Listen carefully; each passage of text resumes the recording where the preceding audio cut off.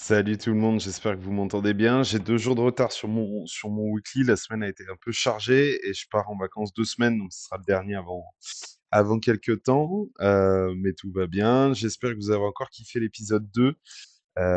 Du coup, comme d'hab, petit vlog, hebdomadaire avec nos 3 sujets. Donc déjà, l'actu du studio.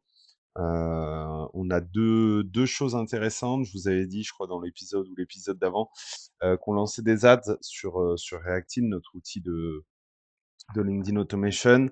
Donc petit point, donc quand on lance des ads, en fait, on fait du warm-up, donc on fait d'abord chauffer du trafic, puis après on optimise sur un événement un peu plus loin dans le funnel, puis un peu plus loin, jusqu'à avoir assez de data pour optimiser sur l'acte d'achat et donc avoir du ROI. Donc là, on vient de passer à la phase 2. On commence à optimiser sur le fait de cliquer sur le lien d'inscription. Mais déjà là, sur la partie trafic, pour, à peu près 300 € dépensés en, je crois 2 semaines, quelque chose comme ça. On a fait, à peu près en moyenne, hein, 10 centimes la visite. Donc c'est vraiment très, très bien. En général, en B2B, quand on fait du qualifié, c'est 3 €. Alors je compare pas les 2 parce que là, du coup, Meta optimise pour faire du trafic, donc pas forcément très qualifié, à l'inverse d'un 3 € où c'est du qualifié. Mais du coup, ça laisse une marge, entre guillemets, on pourrait perdre une personne sur 30 pour avoir ce 3 €. Donc pour l'instant, le signal, il est très intéressant. Du coup, on affine, au clic sur inscription. Donc je vous débrieferai dans le prochain épisode. Et autre actu, du coup, vu que sur Gramlab, on était en pause là depuis quelques mois et qu'on a quand même des sign-up tous les jours parce que, bah, on laisse le sign-up en mode, bah, on revient, inscrivez-vous. Ça y est, on a pris une décision. On va faire un mini chat alternatif. Donc, pour ceux qui connaissent pas, c'est automatisé, mais via l'API Instagram officielle. Donc, des choses assez simples, genre envoyer un message quand quelqu'un répond à un lead magnet ou des trucs comme ça, mais avec un petit twist comme on sait bien faire. Donc, vraiment orienté plus business. En gros, mettre un agent qui fait en sorte de faire cliquer sur les bons liens. Donc, je vous tiendrai au jus. Là, j'ai déjà 3-4 personnes intéressées pour tester en tout cas. On verra s'ils paieraient, mais c'est cool. Maintenant, une petite actu, je regarde le timing pour essayer de respecter. Ouais, on est bien. Petite actu business, donc je sais plus si je vous avais dit, mais moi, à titre perso, je vibe code aussi, donc j'ai 3 logiciels. Un qui s'appelle monbateaupartagé.com, ma maison de famille.com et I Love GPX, une plateforme plutôt, .org.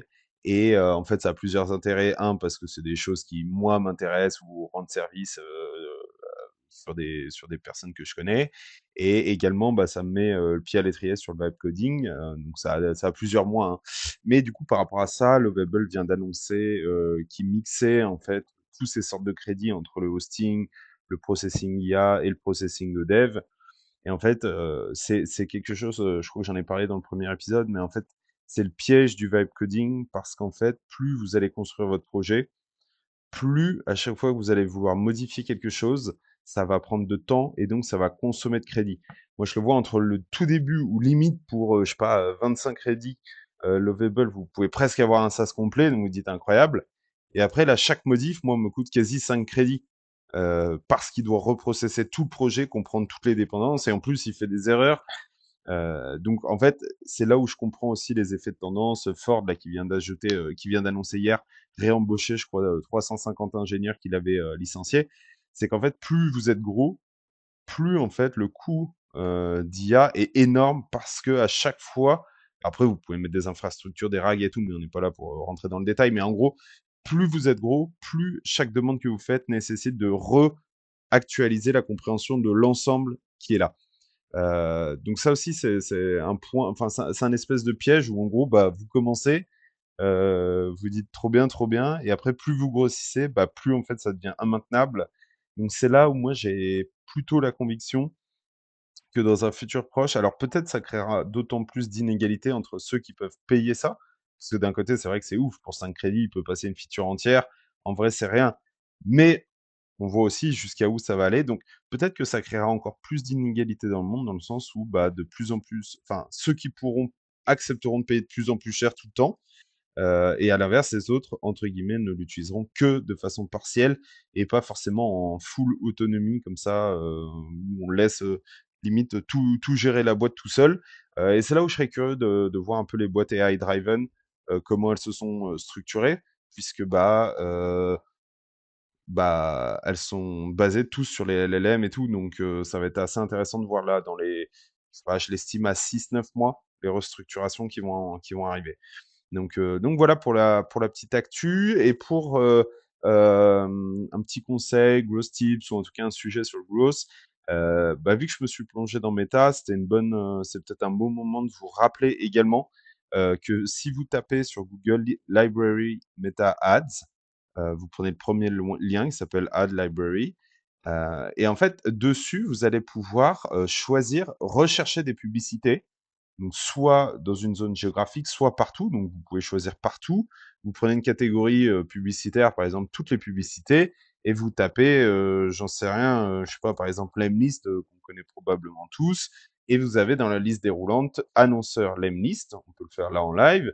Alors je partage pas l'écran, mais dans l'idée vous pouvez le faire. Donc là on voit que Lemlist a à l'échelle monde à 4 publicités, 8, 9 publicités qui sont actives.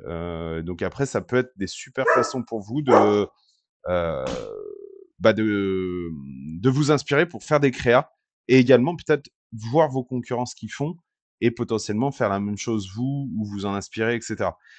Donc c'est vraiment un outil c'est gratuit, c'est transparent, tout le monde le fait, mais peut-être que certains d'entre vous n'étaient pas forcément au courant que c'est aussi simple que ça. C'est le Google des publicités méta.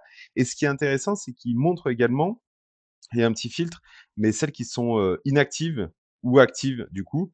Et donc, vous pouvez voir aussi ce qu'ils ont fait dans le passé, ce qu'ils ont pu continuer ou ce qu'ils continuent, etc. Donc, c'est assez intéressant. Moi, je vous le conseille, en tout cas, même si vous faites pas d'ads, d'aller voir un peu ce que font vos concurrents. Vous pouvez être étonné. Nous, on a été assez étonnés sur certains outils de voir que certains font tourner des ads. Alors, on ne sait pas si elles viennent d'être lancées et du coup, elles sont rentables ou si c'est euh, super rentable et qu'elle tourne vachement, à part regarder tous les jours, mais bon voilà. Et on a été assez étonné par les créas de certains. Il y en a, ils font vraiment des choses entre guillemets assez chiantes, des tutos, vraiment partage d'écran comme ça et tout. Mais parfois, ça peut répondre à une problématique bien spécifique. Donc, en tout cas, hyper intéressant, je vous le conseille. Et puis, écoutez, pour moi, cette semaine, c'est tout. Je vous donne rendez-vous, non pas semaine pro ni semaine d'après, mais dans 2 semaines. Enfin, du coup, là, ça fait plutôt 3 semaines. Et en attendant, vous pouvez soit revoir les 2 premiers si vous venez de découvrir, cette partie. Et pour rappel, voilà, j'essaye de partager chaque semaine. On a un épisode qui parle à la fois de notre SaaS Studio, Fig.ai, avec nos outils, qu'on a en propre, que ce soit SaaS Feedback, Reacting, GramLab ou SteelSync qu'on avait précédemment, qu'on a vendu.